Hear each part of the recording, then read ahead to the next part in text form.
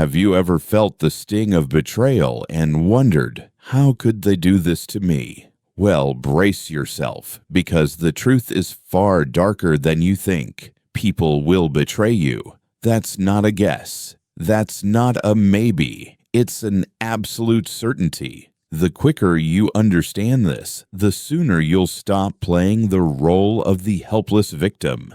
And why is that? Because human beings, by their very nature, are profoundly, deeply selfish. And no, I'm not talking about refusing to share dessert or skipping your turn. I mean a raw, primal, deep-rooted kind of selfishness, an instinct that's been hardwired into our species for thousands of years. It's a survival instinct, one that places personal interest above all else, even loyalty. You think betrayal is rare? That it only happens when something breaks down? Think again. Betrayal is the rule. Loyalty is the rare exception. And Nietzsche knew this. He didn't whisper it. He screamed it between the lines of every page he wrote. He warned us not to trust the polished masks of civilization because behind every kind smile and polite gesture lies a set of sharp, waiting teeth. Have you been betrayed? Then welcome. Searching for a logical explanation, an emotional reason, a spiritual lesson? Don't bother. Betrayal doesn't spring from logic.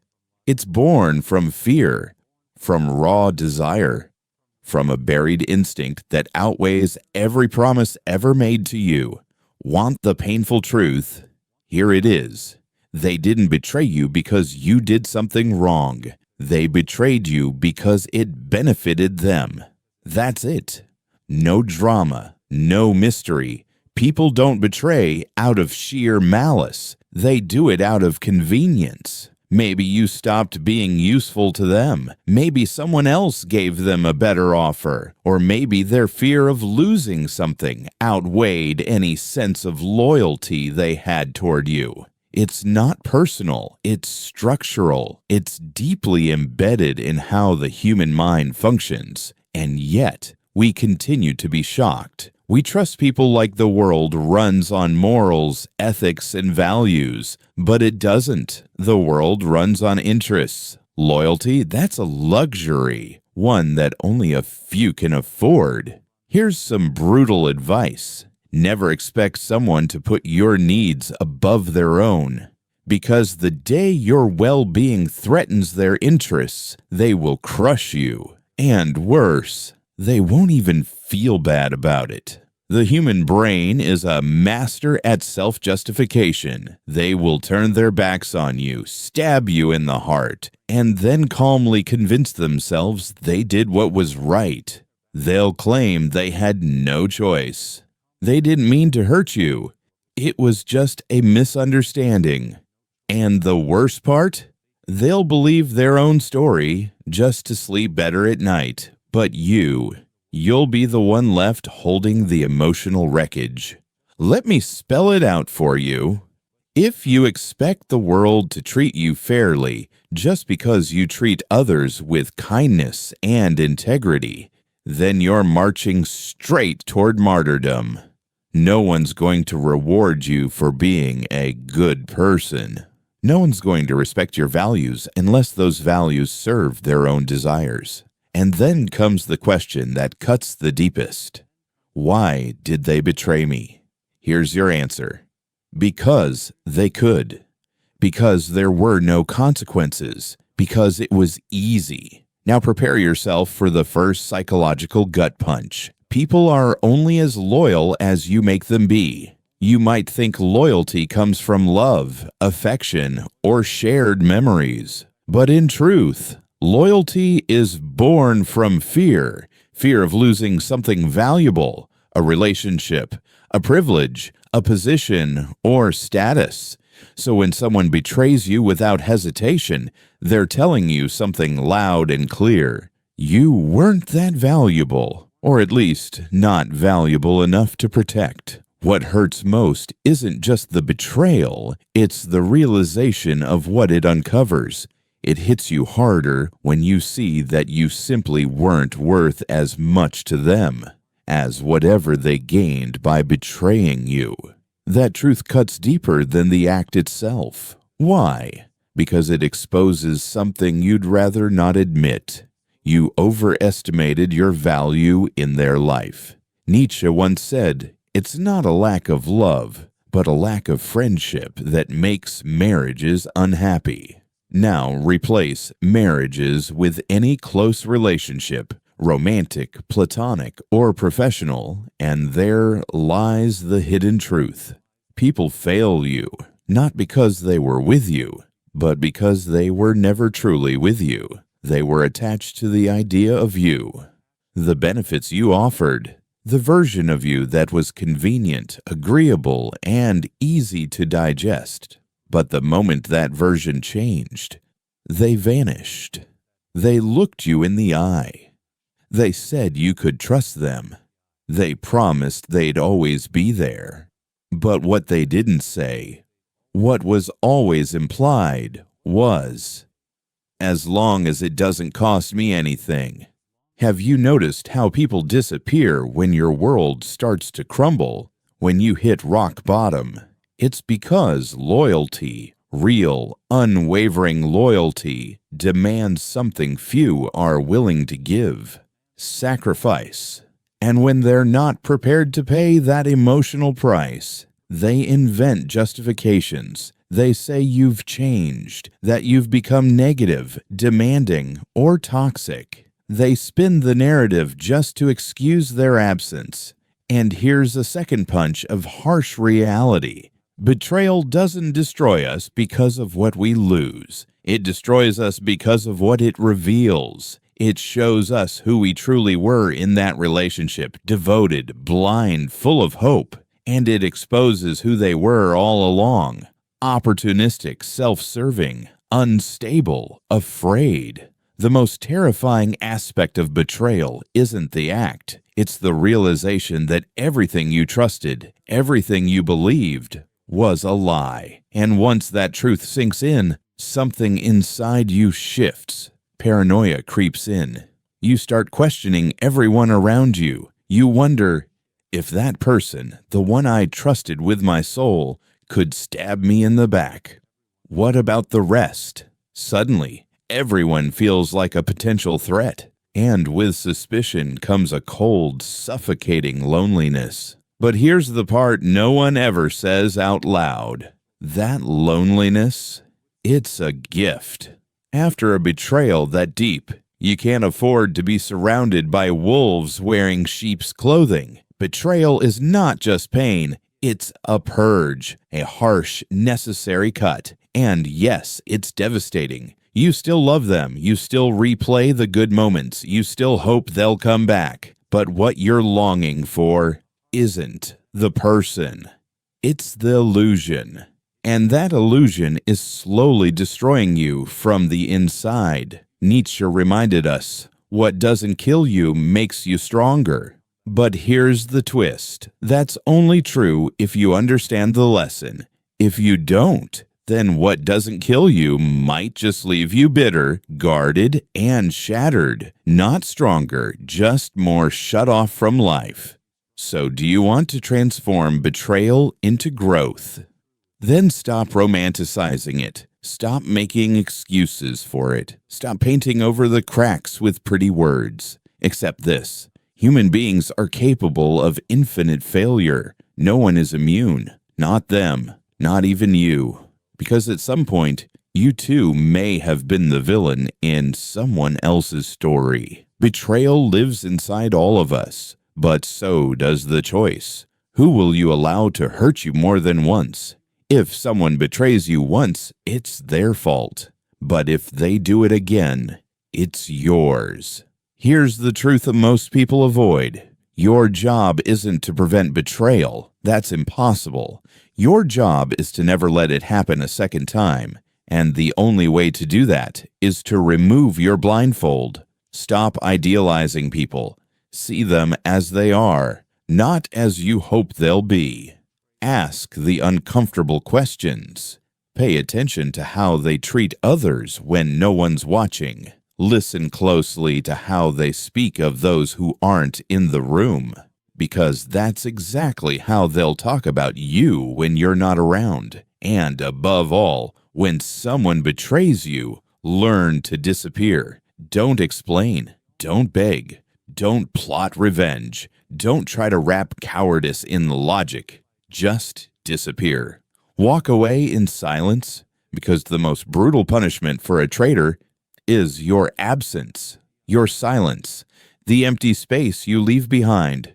They expect drama. They expect you to cry, to scream, to chase them down for closure. So give them the one thing they never anticipated, nothing. And from that, nothing. Build yourself out of the pain, from the rage, from the darkness. Turn betrayal into your foundation, not to prove anything to them, but to prove one powerful thing to yourself. You're alive, you're awake, and you don't need anyone to rise. You see, betrayal isn't just about someone breaking a promise. It's about what it shatters inside you. But here's something you must never forget. Betrayal reveals, but it does not define. You are not what was done to you. You are what you do with it. And if you can stare betrayal straight in the face and still not become the very thing you despise, then you've already won. Because right there, in the middle of the fire, in the raw silence of being abandoned, that's where the strongest are forged. Those who rise without anyone to catch them, those are the ones who become invincible. But do you know what might be the cruelest part of it all? When someone betrays you, they don't just destroy your trust in them. They also shatter the image you held of yourself. Because if that person, the one you confided in, loved, gave time to, shared secrets with, could so easily discard you, then a chilling question starts to haunt your mind. What does that say about me? About my judgment? My ability to choose, my worth? Betrayal cuts in two directions. One edge points at them. The other slices deep into you. You don't just think, they failed me. No, you think something far more dangerous. I was foolish enough to believe they wouldn't. And that thought, that single thought, is what begins to unravel you from the inside. Because it makes you question everything. Your ability to see clearly, your intuition, your very grip on reality. You start to doubt yourself. Your confidence crumbles. You feel paralyzed. Here comes the most devastating part. Betrayal doesn't just end relationships. It breaks identities. Your identity was intertwined with that person. That connection, that narrative you built together. So when it collapses, it's not just a breakup, it's a personal earthquake. Suddenly, you don't know who you are anymore because you can no longer look at yourself through the same eyes. You stop trusting your gut. You stop believing in your own judgment. Can you feel it? Betrayal becomes an internal fracture. One that doesn't heal like a bruise or a cut. It doesn't stay in the memory. It seeps into your self-image. It becomes an echo, a background hum of doubt, a wound not on your skin, but in the way you see yourself. And the worst part, you learn to live with it. You adapt by becoming smaller, colder, more cautious. You stop giving fully. You hide your heart. You think you're protecting yourself, but in reality, you're building a prison. Do you know what betrayal truly does? It turns you into the very thing you swore you'd never become. It makes you guarded, cynical, detached. It hands you an armor, but that armor, while it shields you, also numbs you. It blocks you from feeling deeply, from connecting honestly, from building something genuine. The scar betrayal leaves behind is so deep that if you're not careful, it could turn you into a betrayer too. Because when you no longer trust anyone, when every smile seems suspicious, when you constantly brace for the next knife in the back, you start betraying as a form of defense, not others at first, but your own nature, your empathy, your openness, your ability to believe. It's the perfect trauma loop. I was hurt, so I'll protect myself by hurting first. They won't betray me if I never let them in. And so, you become a fortress, strong on the outside, empty within. Here's where it gets even darker. Self-deception. After being betrayed, your mind enters survival mode. It rewrites the story to protect you. You tell yourself, it didn't matter. I saw it coming. It didn't really hurt. Maybe it was even for the best. But those are lies. Beautiful, quiet lies. You create them not because you're weak, but because you're trying not to fall apart. And I get it. We've all done it. But here's the danger. That lie becomes a slow-acting poison, because the more you bury your pain, the more disconnected you become from yourself. You start living through false versions of who you are. Strong versions that are secretly bleeding inside, faces that smile while hearts ache, voices that say, I'm fine, or sis, while everything inside whispers, I'm not. And what would Nietzsche say if he could see this? He'd say you're drifting away from your true essence, that you're not embracing your will to power. You're repressing it, muting it, replacing truth with illusion. You're not just avoiding pain. You're avoiding your own humanity out of fear, because betrayal demands a choice. You either let it crush you, or you allow it to change you. And here comes one of the hardest truths to swallow. You cannot escape betrayal, but you can choose how to live with the wound it leaves behind. You can let that wound decay inside you, turning into anger, distrust, and bitterness. Or you can treat it as a mirror that reflects back the version of yourself you became in that relationship. The version that ignored what should have been obvious. The version that tolerated more than it should have.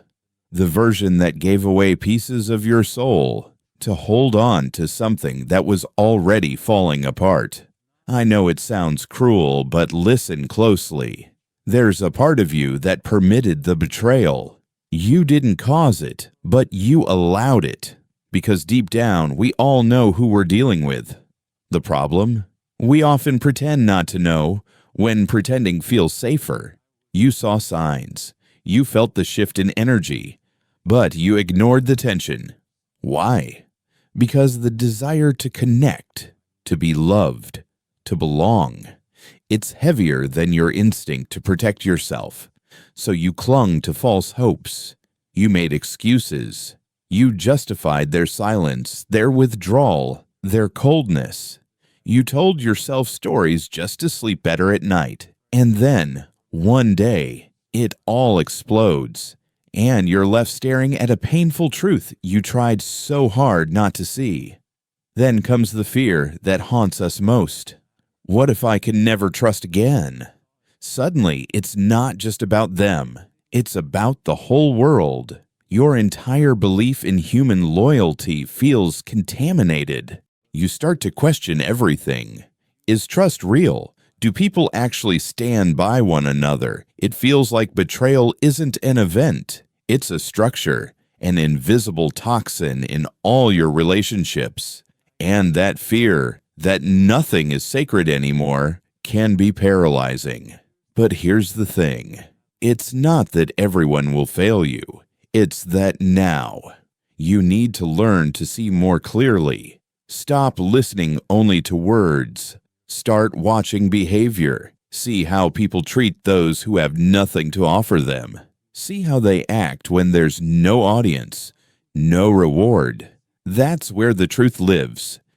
In the invisible, in the quiet, in the background. And yes, this means you'll have to let go of some people. Yes, you might walk alone for a while. Yes, you'll need to rebuild your entire framework for trust. But that's the price of coming back to yourself. Because betrayal isn't healed through anger, it's healed through reconstruction. You have to rebuild your boundaries, your sense of identity, your understanding of what's real and what's not. Only then, only after that healing, can you trust again. Not the way you used to, not blindly, but with open eyes, with discernment, with strength, not naivety.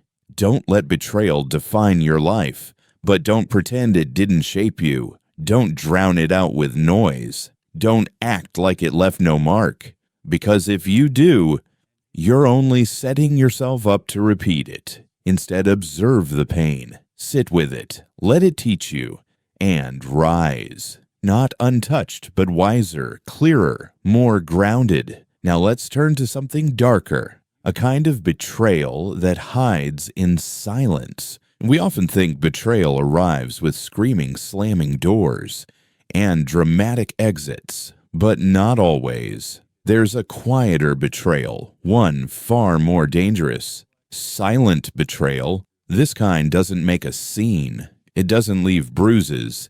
It doesn't even feel like betrayal at first, because it's not an action. It's an absence. It's when someone you counted on simply isn't there. They didn't attack you, but they let others do it. They didn't gossip about you, but they stayed quiet while others did. They didn't hurt you directly, but they vanished when you needed them most. And here's the question that tears your soul. Who failed you more? The one who betrayed you outright, or the one who didn't defend you? That kind of betrayal leaves you lost because you can't point to it. There's no proof, just a hollow silence, a feeling in your gut that says, they should have been there, but they weren't. And that might be the saddest kind of betrayal of all. Sometimes the betrayal doesn't come with silence. Sometimes it comes with sweet words that mean nothing. They say they love you. They say they care. They say they respect and value you. But they do it from a distance, with hollow words, with gestures so lukewarm they barely register, as if just saying they're present could replace being present. And what hurts most about this kind of betrayal, this quiet, polished, passive kind, is that it forces you to admit something terrifying. You were far more alone than you realized. The safety net you thought you had, the emotional web you trusted would catch you, it was never real. It was just an illusion, stitched together by hope, not truth. This brings us to a new kind of pain, betrayal as disillusionment.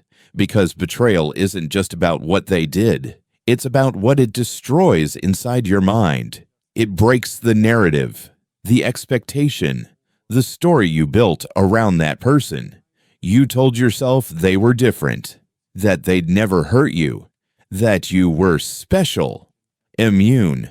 But that story was fiction. It wasn't a relationship between two people. It was a relationship between you and the idea of them. And when that illusion shatters, it creates another fracture inside you. You start to doubt your perception. You wonder, am I seeing people clearly, or just seeing what I need to see? You no longer know if someone is truly loyal, or if your heart is projecting loyalty onto them. Because you're desperate to believe, your brain shifts into survival mode. It reprograms itself with a new rule. Better to expect betrayal than be blindsided by it again. But living like that, it's not living, it's surviving. You build walls so high, you trap yourself inside them. You stop trusting not just others, but yourself. And now we reach the truth most people never want to admit. Sometimes the one who betrayed you the most was you, because deep down, you knew. You saw the signs, the subtle inconsistencies, the long silences, the emotional gaps. But you didn't speak. You didn't act. You adjusted. You endured. Because the fear of losing that connection was stronger than the love you had for yourself. And that is the hardest betrayal of all. The one you committed against your own soul. And why did you do it? Because you were addicted to hope. Addicted to the fantasy. Addicted to the belief that if you just gave more, if you just loved harder, they'd finally recognize your worth. But here's a brutal truth. Not everyone is capable of receiving love. Not everyone can see your value. Some people, no matter how much you pour into them, will always stay empty. Because their loyalty doesn't depend on your giving. It depends on their own internal void.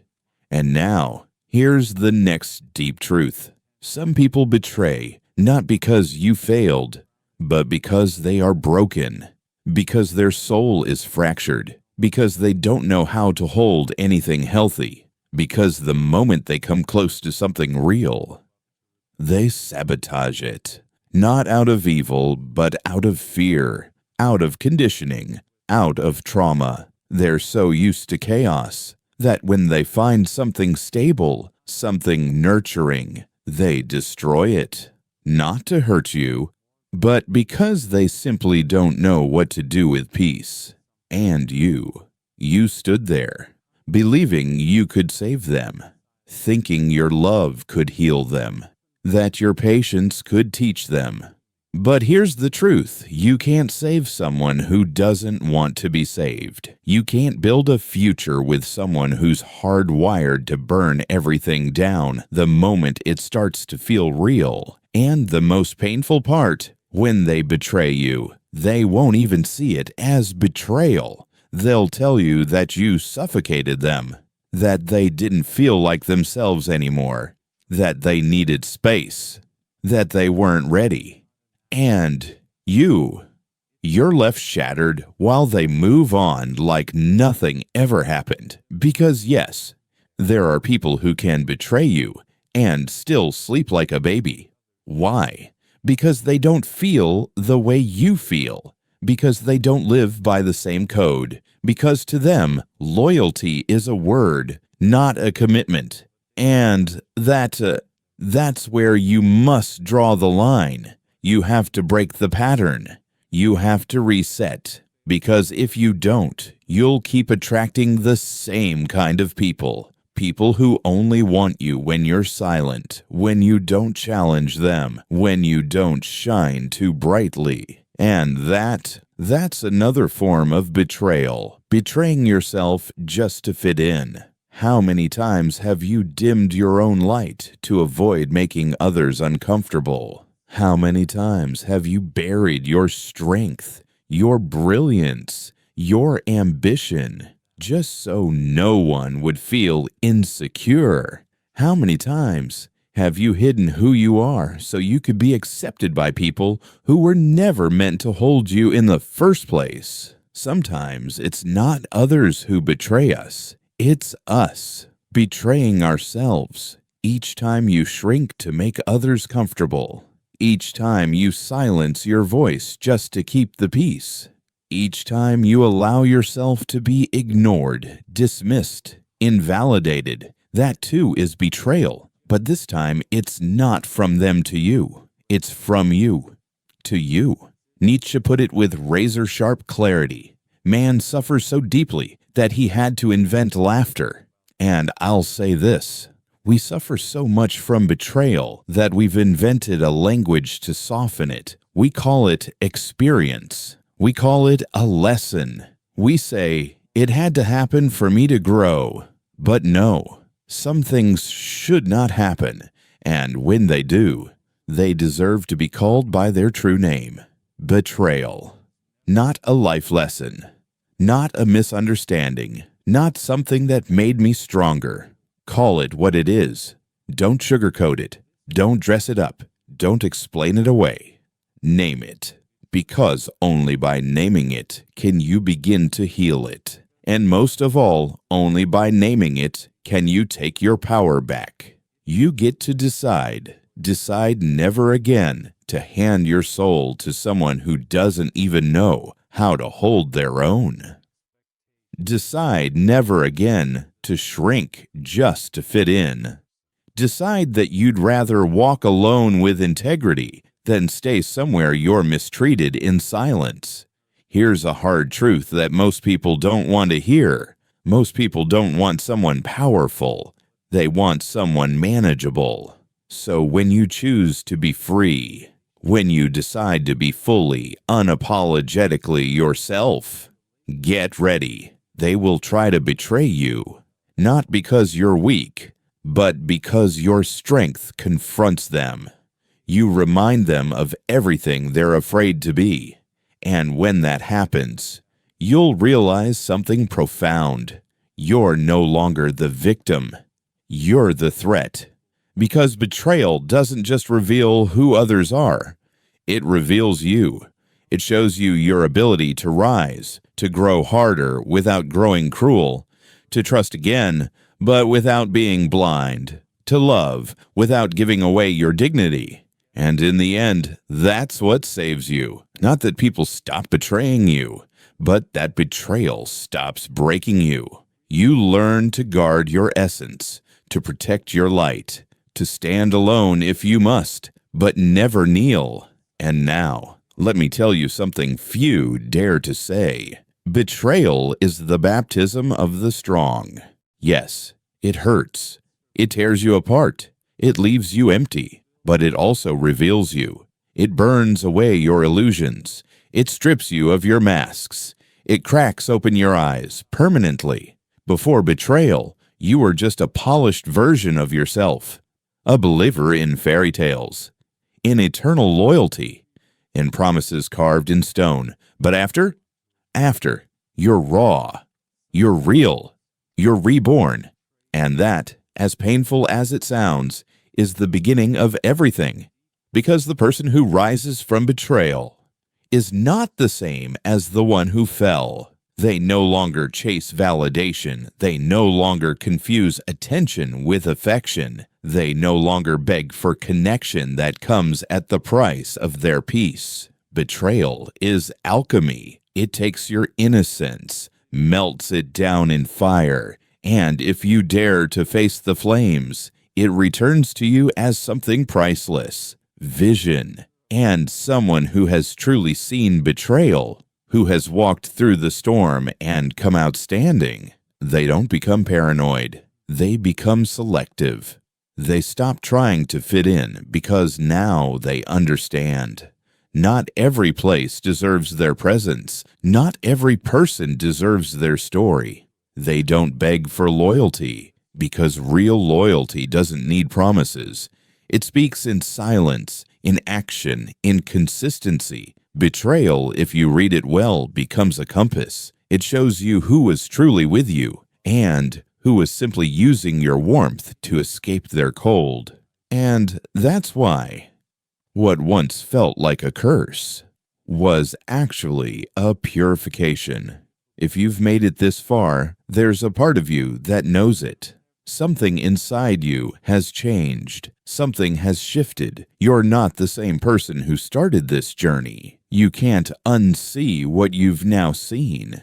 And that is power. So listen carefully. The next time someone betrays you, don't react. Don't plead. Don't explain.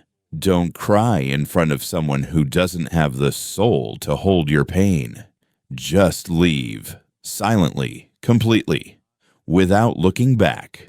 Because betrayal is only lethal to those who refuse to walk away. And if you've been waiting for a sign, a reason to let go of everything and everyone that no longer respects you, this is it. This is your permission, your silent scream, your awakening. Now it's your turn to be the person who doesn't need applause to move, who no longer asks for love from those who cannot love themselves, who stops seeking justice from those already bankrupt in conscience. If you're still here, it wasn't by accident. This video wasn't entertainment. It was a mirror, a spark, a beginning. So now, you choose what to do with what you've seen. But if this stirred something inside you, if it unearthed a truth you've been burying for too long, then do one thing: subscribe. Because this channel isn't for everyone. It's for those who are ready to break their masks, ready to dismantle their excuses, ready to destroy the limits they've outgrown. And if you want to leave your mark, comment with this phrase: I am no longer the person I was when this video started. That way, I'll know. You're one of the few who has truly awakened. See you in the next one. But remember, the next time they betray you, the next time they underestimate you, the next time they try to dim your light, don't stay. Disappear from the spaces where you're not valued and reappear where no one expected you. That is where true power begins. And you've just crossed that door. Welcome. Or better yet, welcome back to yourself.